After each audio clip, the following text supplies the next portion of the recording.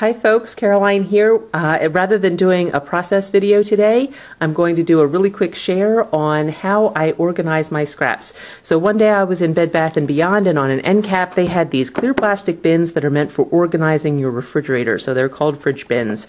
And I didn't need to organize my refrigerator, but and I didn't buy any that day, but I started stewing about how they could be used in my scrapbook space, and I think I came up with a really fantastic excuse for spending money. No, I think I came up with what is for me a very good way of storing my scraps. So the bin itself is about 4 inches wide, although the scraps are 3.5 inches wide. The bin is about 14.5 inches this way. Although if you wanted to put papers this way, it's 13.5 inches. And I don't know why it hasn't occurred to me.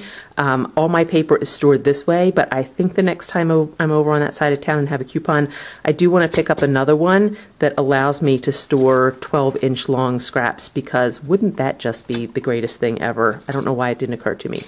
Happiness there. Okay, so when I'm finished scrapbooking, so I have this one and then I have this one, and this one is the same 13 inches or 14.5 for the whole bin, wide or deep, and then wide it's about 8 inches, and the inside, the scraps fit in here at 8.5 inches, nice and easy. So when I'm finished scrapbooking, any big scraps get cut down to 7.5 by 7.5. So I've held that as my biggest size, but it's unrealistic to think that every scrap of paper is going to be 7.5 by 7.5. So anything that's 7.5 inches wide and less than 7.5 also goes in here, and that's just organized throughout. And this way I have big scraps of paper for different things. Anything that isn't 7.5 inches wide, it has to be 3.5 inches by 4 inches. So that's the size of the scrap that goes in here. So that keeps it nice and uniform. And then when the time comes when I need to have scraps, I just come over and I pick up a bunch, and I merely flip through until I find what I'm looking for. There is no rhyme or reason to my organization, although if you were inclined to, it would be so easy to have one for cardstock and one for pattern paper to organize things by Roy G. Biv. You could very easily use your Silhouette machine to cut out little tabbed cards, divider cards, to separate things by manufacturer or color.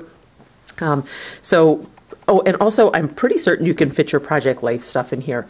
And I will say this, some pieces of paper I am very cutthroat about, and some I'm emotionally attached to. So my criteria for this is it has to be 3.5 inches by 4. Anything smaller than that gets ditched, except for these up front, which are apparently scraps that I just couldn't bring myself to throw away. So as long as it was 4 inches tall, I let myself hold on to them. And prior to this, I had everything in a big 13 by 15 inch archival box, and I just threw my scraps in there as I was finished.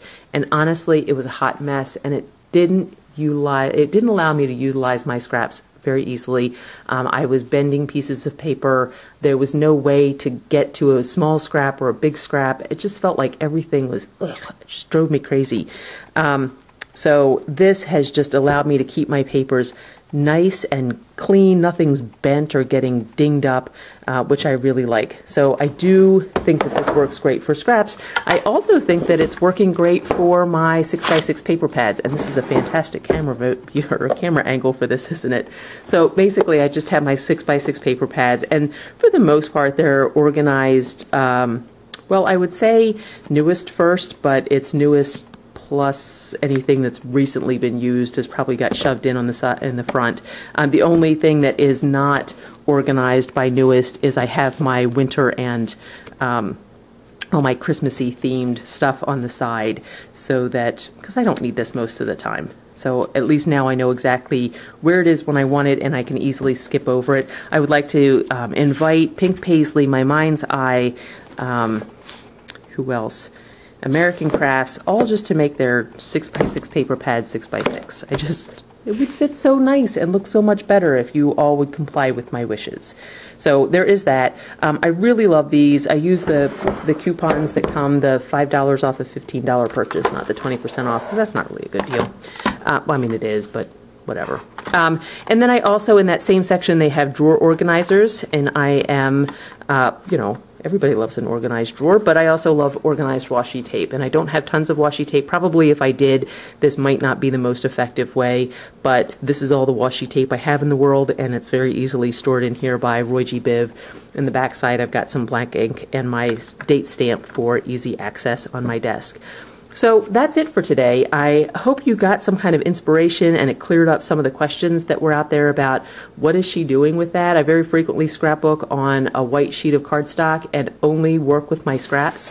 So even though I switched to this method, I want to say 16 or 17 months ago, and it was pretty much full when I cut everything down. I was a little bit worried. I have not overflowed because I'm actually using these scraps on a really regular basis. So I have not gotten to that point where I need to purge. Although if I did, you know, as time goes by, your excitement about different pattern papers certainly wanes a little bit. So I could sit down while watching television and just go, I don't really see myself using this, and probably clear an inch and a half out of here relatively easily. So that's it. Thank you for watching. Give me a thumbs up if you're so inclined, and stop back later. Hopefully I'll have a process video in the next couple of days. Thanks so much. Bye-bye.